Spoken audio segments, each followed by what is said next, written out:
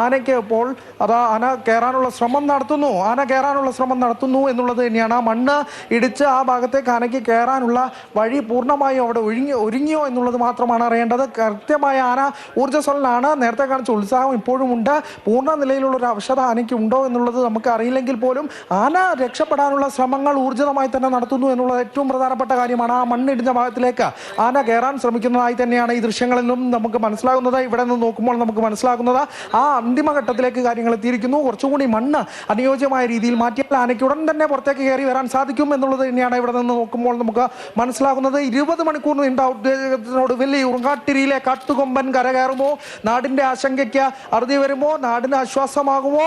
കാട്ടുകൊമ്പൻ കാട് കയറുമോ എന്നൊരു ചോദ്യം അവിടെ ഇരുന്നു. അവസാന ഘട്ടത്തിലേക്ക്, അന്തിമഘട്ടത്തിലേക്ക് ദൗത്യം നീങ്ങുന്നു എന്നുള്ളത് തന്നെയാണ് അക്ഷയ ഈ ഘട്ടത്തിൽ മനസ്സിലാക്കുന്നത്. അത്തരത്തിൽ ദൗത്യം പുരോഗമിക്കുന്നു, ദൗത്യം ഊർജിതമായി പുരോഗമിക്കുന്നു. ആനയും ഉത്സാഹത്തോടെ ആനതാ പുറത്തേക്ക് കയറിക്കൊണ്ടിരിക്കുന്നു. അവസാന ഘട്ടത്തിലേക്ക് ഓരോ ശ്രമങ്ങളും വളരെ കരുതലോടെ, വളരെ ശ്രദ്ധയോടെ വനപാലകർ, JCB അത്തരത്തിൽ എല്ലാവരും തുനിഞ്ഞ ഒരു മനസ്സോടെ ഉള്ള ദൗത്യം. ആനയ്ക്ക് ആരോഗ്യത്തിന് പ്രാഥമിക കരുതൽ നൽകിക്കൊണ്ടുള്ള വനംവകുപ്പിന്റെ നീക്കങ്ങൾ, ഒപ്പം തന്നെ നാട്ടുകാർ ഈ ഘട്ടത്തിൽ സഹകരിക്കുന്നുണ്ട്. പൂർണ്ണമായും പ്രതിഷേധത്തിലായിരുന്ന നാട്ടുകാർ പൂർണ്ണമായും ഈ ഘട്ടത്തിലും ദൗത്യത്തിനോടൊപ്പം നിൽക്കുന്നുണ്ട്. അവരുടെ പ്രശ്നത്തിന് ഉറപ്പ് കിട്ടിയതിനു ശേഷം ദൗത്യത്തിനോടൊപ്പം നിൽക്കുന്നുണ്ട്.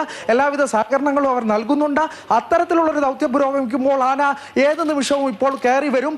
നാടിന് ആശ്വാസമാകും. നമുക്കുൾപ്പെടെ ഇത് കണ്ടുനിന്ന, ഇത്ര നേരം വീക്ഷിച്ച ഏവർക്കും, നമ്മുടെ പ്രേക്ഷകർക്കും ആശ്വാസമാകുന്ന ഒരു വാർത്ത ഈ മണിക്കൂറിൽ ലഭിക്കുമോ എന്നുള്ളത് തന്നെയാണ് നമ്മുടെ ചോദ്യവും. അത് അല്പസമയത്തിനകം തന്നെ ഉണ്ടാകുമെന്നാണ് പ്രതീക്ഷിക്കുന്നത്. അത്തരത്തിൽ കാര്യങ്ങൾ 1.5 മണിക്കൂർ പിന്നിടുമ്പോൾ, ദൗത്യം 1.5 മണിക്കൂർ പിന്നിടുമ്പോൾ അതിന്റെ അന്തിമഘട്ടത്തിലേക്ക് എത്തുന്നു എന്നുള്ളത് തന്നെയാണ് ഇപ്പോൾ മനസ്സിലാകുന്നത്. മണ്ണ് മാറ്റി തുടങ്ങിയിരിക്കുന്നു. ആനയെ ഇപ്പോൾ ദൃശ്യമാകുന്നുണ്ട്, പൂർണ്ണമായും ദൃശ്യമാകുന്നുണ്ട്. ആന കയറാനുള്ള ശ്രമം നിരന്തരമായി നടത്തുന്നു. 2 കാലും കുത്തി മുകളിലേക്ക് ആഞ്ഞുകൊണ്ട് നേരത്തെ കിണറ്റിൽ ഉണ്ടായിരുന്നത് എങ്ങനെയാണോ അത്തരത്തിലുള്ള ശ്രമങ്ങൾ ഈ മണ്ണിടിയുമ്പോഴും ആന നടത്തിക്കൊണ്ടേയിരിക്കുന്നു.